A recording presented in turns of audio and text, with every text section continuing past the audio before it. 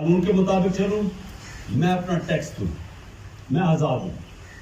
کوئی پولیس والا آپ کو پکڑ کے رات کے آپ کے گھر کے اندر گھس کے آپ کے گھر نہیں توڑیں گے، آپ کو اٹھا کے نہیں لے جائیں گے، کسی کی ضرورت نہیں. کیونکہ وہاں کا جو انصاف کا نظام ہے وہ میری حفاظت کرتا ہے، کیونکہ میں پھر ایک شہری بن جاتا ہوں. میں شہری اپنی ڈیوٹی پوری کرتا ہوں، قانون پہ چلتا ہوں، ٹیکس دیتا ہوں، ریاست مجھے آزاد کر دیتی ہے. یہی مدینہ کی ریاست میں نبی صلی اللہ علیہ وسلم نے کیا. انہوں نے انسانوں کو آزاد کر دیا، کیونکہ وہی عرب تھے، حیثیت ہی ان کی کوئی نہیں تھی.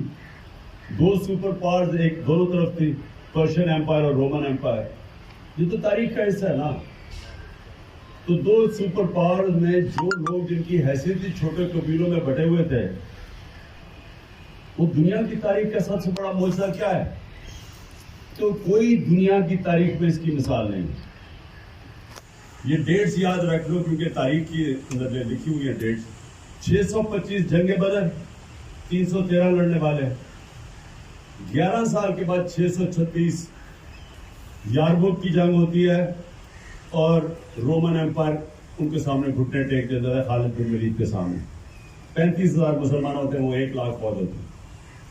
اور اس سے اگلے سال پرشین ایمپائر گھٹنے ٹیک دیتا ہے، وہ گر جاتا ہے قدسیہ میں.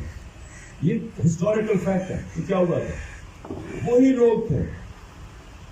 دنیا کے سب بڑے عظیم لیڈر نے ان کو آزاد کر دیا انصاف دے کے. اور اندرونی آزادی آ گئی لا الہ الا اللہ سے کہ کوئی نہیں ہے خدا سوا اللہ کا. یہ انسان کی آزادی کا دعویٰ ہے.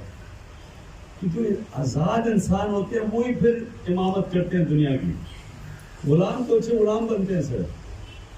اور آزادی کے اوپر اللہ نے کتنا زور ڈالا ہوا ہے کہ جو انسان اپنی آزادی کی جد و جہد میں اپنی جان کھوتا اس کا شہید کا رتبہ دے دیا. اس کو سب سے بڑا رتبہ ہے پیغمبروں کے بعد شہید کا. تو آزادی کے اوپر اللہ نے کتنا زور دیا ہے. کیوں اللہ چاہتا ہے کہ آپ آزاد ہوں؟ کیونکہ آپ اشرف المخلوقات بانی تب سکتے ہیں جب آپ آزاد ہوں. انسان کو انسان کی غلامی سے ختم کر دیا. تو کیا ہو رہا ہے آج؟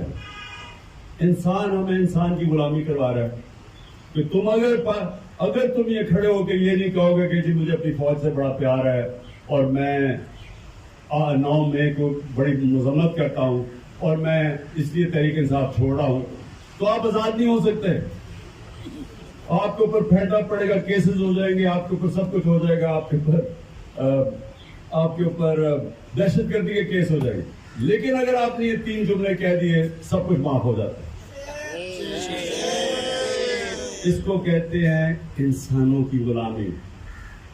میں آپ کو مثال دے رہا ہوں کہ یہ کہیں بھی دنیا کی جمہوریت میں کوئی تصور بھی نہیں کر سکتا یہ ہو. گھر توڑ دیا، اگر وہ نہیں مل رہا تو ان کی بہن کے بچے ادھر انہوں نے ایکشن لے لیا ان کے اوپر.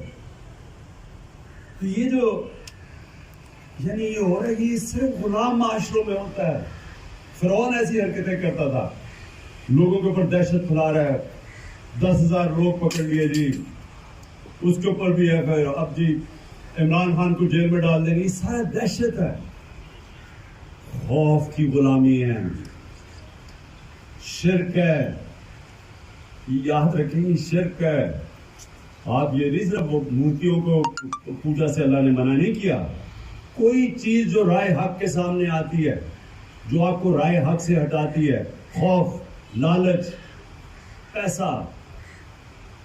میں یعنی اپنی میں کی بھی بہت پوجا کرتے ہیں لوگ. جو بھی وہ کرتا ہے میری نظر میں وہ شرک ہے. اور وہ انسان کو جو چیز انسان کو انسان کی غلامی کرواتی ہے وہ میری نظر میں شرک ہے. اس لیے آزادی اتنا زیادہ زور ہے.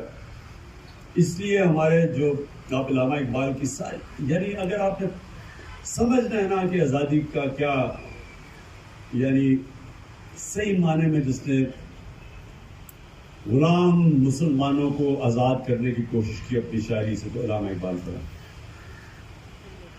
یہ پورا فلسفہ ہے اس میں کہ اے طائر لاہوتی، اس رزق سے موت اچھی ہے جس رزق سے آتی ہے پرواز میں کوتاہی.